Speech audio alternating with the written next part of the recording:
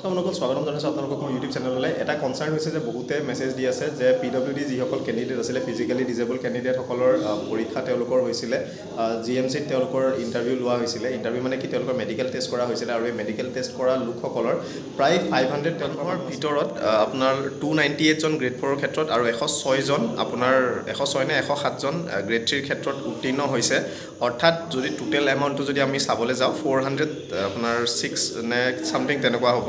চ' বাকী এইখিনি মানুহ কি হ'ল, কাৰণ মোৰ লগৰ নিজৰ ফ্ৰেণ্ডো আছে যিসকলৰ নাম এই PwD কেটেগৰীত মানে অহা নাই। PwD কেটেগৰীত নাহিলে তেওঁলোকৰ কি হ'ব? তেওঁলোকে যদি PwD কেটেগৰীত পাছ কৰিছিলে দেন তেওঁলোক কি ৰিজেক্ট হ'ব নেকি?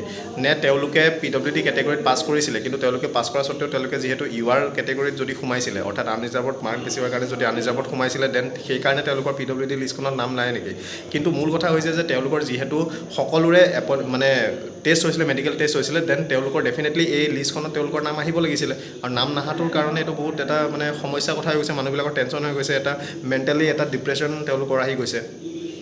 আৰু এনেকুৱা নিজেও জানো যে যিসকলৰ 40%, 50%, 60% তেনেকুৱা তেওঁলোকৰ ফিজিকেলি ডিজেবল যিখন চাৰ্টিফিকেট আছে ডিষ্ট্ৰিক্টৰ পৰা দিয়া সেইখনত তেওঁলোকৰ আছিলে, কিন্তু যিখন মেডিকেল বৰ্ড আছে মেডিকেল বৰ্ডে তেওঁলোকক 7%, 8%, 10% তেনেকুৱা পৰ্যন্ত তেওঁলোকক মাত্ৰ ফিজিকেলি ডিজেবল দিছে।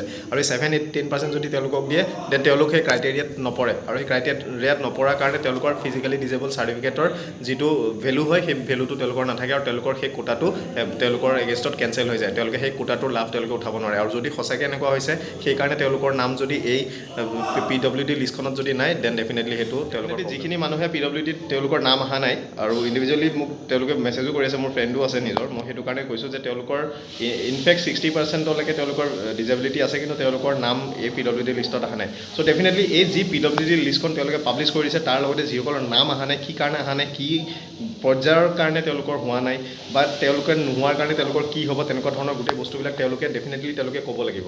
আৰু তেওঁলোকে এই নোকোৱাৰ কাৰণে সমস্যাবিলাক হৈ গৈছে। এই পৰিপাতি নোহোৱা এই যি চিষ্টেমটো, এই চিষ্টেমটোৰ কাৰণে বস্তুবিলাক সমস্যা সৃষ্টি হৈ আছে।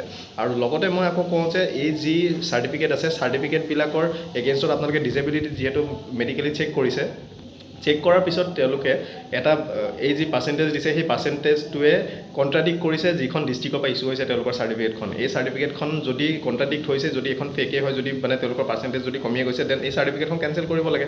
তেওঁলোকৰ এতিয়া ইমান পৰীক্ষা চৰীক্ষা দিয়াৰ পিছত তেওঁলোকৰ এই ফাইনেল ষ্টেজত তেওঁলোকৰ কেণ্ডিডেটছৰ লগত যদি খেলা কৰা হয় দেন সেইটো ডেফিনেটলি ভাল কথা নহয়। আৰু এইটো মানে তেওঁলোকৰ ফালৰ পৰা কিবা ক্লেৰিফিকেশ্যন এটা আহিব লাগে যে PwD সকলৰ একচুৱেলি এতিয়া হ'ব কি যিসকলৰ নাম অহা নাই।